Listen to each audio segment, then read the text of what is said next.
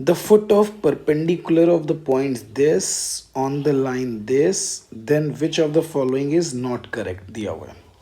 देखो हमें foot of perpendicular के लिए बात करनी है इस क्वेश्चन में, ठीक है। ये भी वेक्टर 3D का क्वेश्चन दिया हुआ है। अब देखो ये लाइन गिवन है, इस लाइन पे इस लाइन का इक्वेशन कितना दिया है, x plus 1/2 is equal to y minus 1/5 is equal to z plus 1/-1। तो ऐसे में हम कोई पॉइंट अगर इस पे फाइंड आउट करना होता है तो पी कंसीडर कर लेते हैं। अब एक कोई पॉइंट जो पी है उसका जो कोऑर्डिनेट आएगा वो कितना आ जाएगा, 2 lambda minus 1 comma 5 lambda plus 1 comma minus lambda minus 1। देखो ये पॉइंट पी आ गया। अब ये कह रहे हैं कि जो पॉइंट गिवन है वो कौन सा पॉइंट दिया है, 2,0,5। ठीक, ये कोई पॉइंट क्यू मान ले रहे हैं। अब इससे ये फुट ऑफ परपेंडिकुलर चाहिए हमको, ठीक है।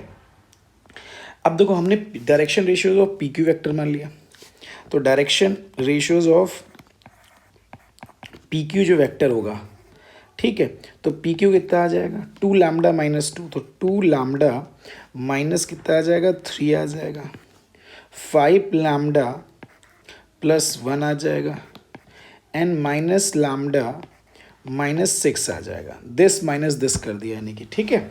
तो पी क्यू बोल सकते हैं या क्यू पी बोल सकते हैं, कोई बात एक ही होगी।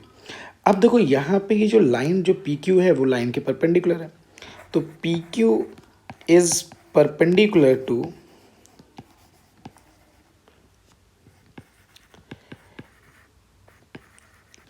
To the given line.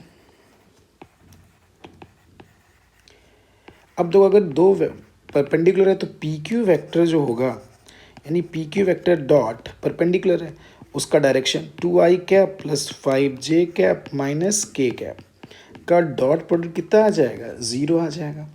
अब ये पी क्यू डॉट 0 आ जाएगा, इसका मीनिंग ये क्या आ जाएगा, अगर हम ये करेंगे तो प्रोडक्ट के हिसाब से कर ले रहे हैं, तो ये 2 लैम्डा माइनस 2, ये i कैप, ये j कैप, ये k कैप, तो ये 2 इंटू 2 लैम्डा माइनस 3 आ जाएगा, प्लस 5 इंटू 5 लैम्डा प्लस 1 और minus 1 into minus 1 minus 6 equal to 0 हो जाएगा। इससे हमने सॉल्व कर लिया, तो इससे क्या आ जाएगा, 4 lambda minus 6 plus 25 lambda plus 5 plus lambda plus 6 आ जाएगा। तो 6 से 6 क्या हो गया, कैंसिल।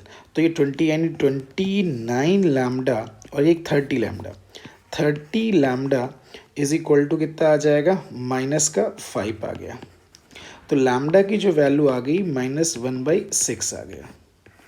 अब -1/6 आ गया, तो जो फुट ऑफ परपेंडिकुलर है, तो फुट ऑफ परपेंडिकुलर,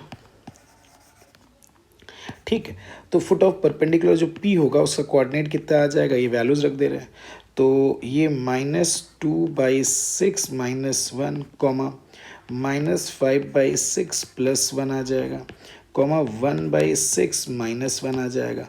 तो अब आपका जो पॉइंट आ गया तो ये आ जाएगा -8/6 कॉमा, ठीक है, 1/6 और 5/6 आ गया।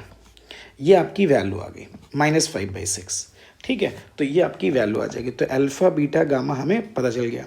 अब देखो ये क्वेश्चन में क्या कह रहे हैं, अल्फ़ा बीटा इसके अकॉर्डिंग बोला जा रहा है, तो ये वैल्यू अल्फ़ा हो गई, ये बीटा वैल्यू गामा हो गई, ये गामा हो गया।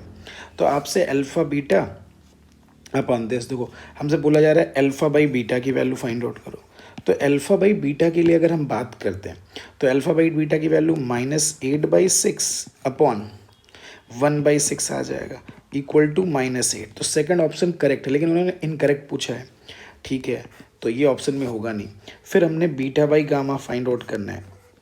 बीटा बाई अगर गामा की वैल्यू फाइंड आउट की जाए तो ये 1/6 अपॉन -5/6 आ जाएगा, तो ये आ जाएगा -1/5 आ गया। तो इसका मीनिंग थर्ड ऑप्शन आपका क्या आ जाएगा, रॉन्ग आ गया, ठीक है। इसी तरह और भी ऑप्शन देख लेते हैं, वैसे उसकी कोई ज़रूरत नहीं। गामा बाई अल्फ़ा के लिए बात कर ली जाए तो वो कितना आ जाएगा, हमसे क्या पूछा गया, करेक्ट कि इनकरेक्ट। अच्छा, is not, which of the following is not correct, तो ये -5/6 हो जाएगा, ये -8/6 हो जाएगा, तो इसका मीनिंग इसकी वैल्यू क्या आ जाएगी, 5/8, ये भी दिया हुआ है। तो यानी इसका मतलब थर्ड ऑप्शन आपका क्या आ जाएगा, इनकरेक्ट हो जाएगा। तो वही